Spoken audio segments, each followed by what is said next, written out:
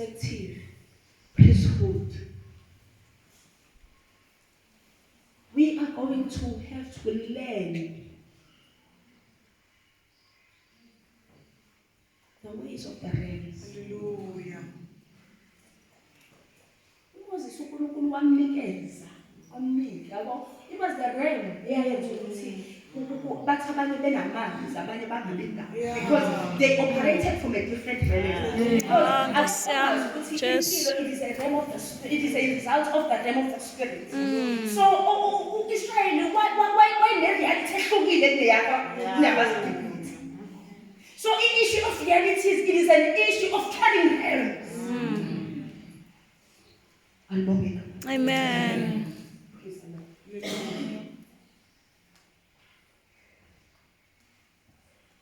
So what I believe, Sister Siyakha, it is more of an agency in the season. So as we are here, I wish we see Tingama VIPs. Please, you're not going to say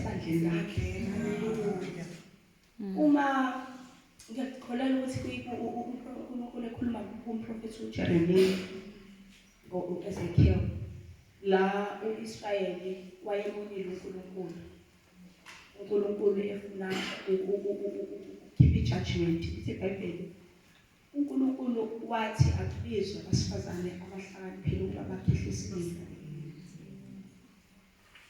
So one time I just happened to have a clear picture. Oh, why gave it to uNkulunkulu abesifazane bakhihla isililo ukuze uNkulunkulu ashintshe umqondo wakhe. Uma uqhubeka ufunda the whole chapter, ithi iBhayibheli lithi uNkulunkulu akubizwa abesifazane bakhihla isililo. Laba bakhihla isililo basikhihlela ukuprovoke the entire nation ukuthi akhihla isililo. Yabona ukuthi kusho ukuthi wayefuna ukuthi ababe kwi-position la bezokwazi ukuthi uIsrael wonke abe nomuntu ukuthi nakhihla isililo. So it was not just about women. It was about the entire nation. uNkulunkulu wanted the entire nation to be in a position of lamentation ukuze ulaka lwakhe lwehlile. So njengoba sina, it is not because we are VIPs kodwa uNkulunkulu ukhethile ukuthi prepare thina so that uma suka la we will be at a position where ukukhipha kwethu isililo will provoke the congregations lasikhonza khona. SinabaNkulunkulu bonke lasikhonza khona uNkulunkulu in the city ufuna ibandla lonke in a position of lamentation. My God. Hallelujah. That is, I believe, that is the burden of the season. Hallelujah. We know ukuthi kunama principles which is conscious kakhuluma ngayo ukuthi he uses inhlama encane, he uses yeast ukukhumalisa inhlama yonke. Meaning ukuthi uNkulunkulu has chosen us njenge yeast. So that when we go out there, the whole inhlama yonke izo affectwa yilokhu uNkulunkulu asakwenza. So what I am saying is the burden of the spirit in the season. We are capacitated so that when we go out there, we breathe the spirit of intercession. As we speak, we impart.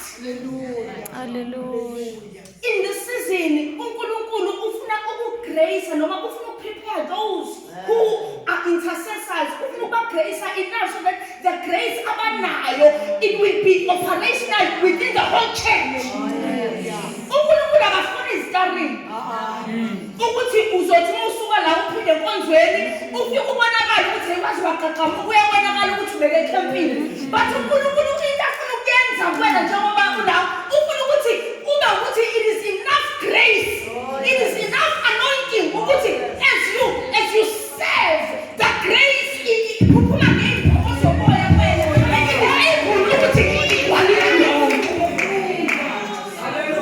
My God.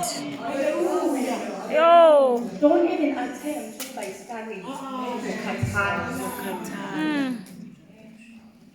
Osho njalo uJethro ekhuluma noMoses ukuthi lento yenza izokubulala. Ukuthi ucabanga ukuthi iburden yonke yakwaIsrael uzoyiphatha manje from the ark. Wasethi appoint engiyenzayo ukuthi ubamisa ngase-altare. Lithi iBhayibheli wathatha umoya owawuMoses wabese wawudistributha amanga. That is how God wants to work, bazalwane. uNkulunkulu akafuni this one anointed vessel ukuthi igaqabuke. uNkulunkulu ufuna the whole congregation Nkosi to be in the position that he wants. Hallelujah. Oh my God. uNkulunkulu ufuna ukwakha wena, ufuna ukukunika i-anointing ezokwenza ukuthi uma isisebenza kube kungasazeki ukuthi ayibo uthi ungena uthi ayibo bekuthi usisinceshe lokhu kulekayo kanti the grace that is upon him has been imparted to another. It is not a season of staring. It is not. uNkulunkulu wants to prepare his body. It is a season of the preparing of the body. Kufanele indlela esizozipositiona ngayo ibe enjalo ukuthi we are being prepared. uNkulunkulu might have chosen some of us ukuthi babe imbilisho, babe iyisi. uNkulunkulu ulindele uJesu. Hallelujah. Iyisi it is of good for nothing. Akukhula amandla eyist ngoba iyist iyadetermine ukuthi uJesu uzoba impumelelo noma ngeke impumelelo. Kodwa uyist uwodwa ngikwenze awukwazi ukuthatha uyist usephakethweni ufike usethe itafula ufike iyist izoba effective uma ikwinhlama. Hallelujah. Sizobona ubuhle benhlama ukuze sibone ukuthi no le yeast le was potent. Yo. So uNkulunkulu want to make us imbilisho that is potent so that the whole lamp yonke izobonakala ukuthi no there was a potent yeast that was administered. So position yourself like that, Hallelujah. Uma noma ngabe kuthiwa wezwa uNkulunkulu ekhuluma endlebeni zakhe ethi ngizile ngigcobe abagcobelanga wena. uNkulunkulu is interested to see a prepared body. Njengoba uMoses wahlangana noNkulunkulu eyedwa kodwa kwakungasizi lutho lokho. That mattered ukuthi uMoses was able to execute the assignment. Ukuhlangana kaNkulunkulu noMoses noNkulunkulu sasingaqonywa ngoba nako uIsrael esephumile kwi-captivity.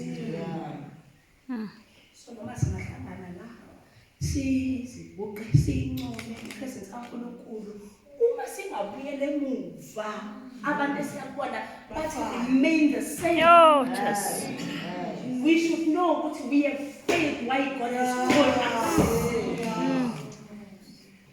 We have faith why God has called us. Why God has taken time to prepare us. Why God has taken time to release his anointing. Why God has taken time to release his graces. Why God has taken time to release his precious pearls. Yo, mighty God. We should know what we will do. That is why Moses, I think we well understand what Moses, he became a custodian in the presence kaNkulunkulu. He became a custodian in the yomkhathi. Issues omkhathi.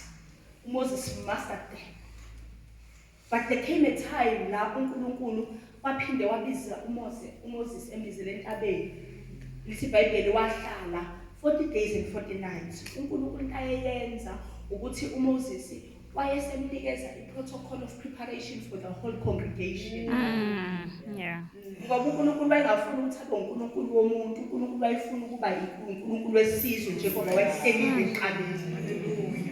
Ukuthi uNkulunkulu wesizwe. So wabiza uMoses uthi no, angifuni ukuthi ube wena ukuthi ngibe uNkulunkulu wakho. Ngifuna ukuba uNkulunkulu wesizwe. So waqala wa dispensa ama protocols of preparation for the whole nation.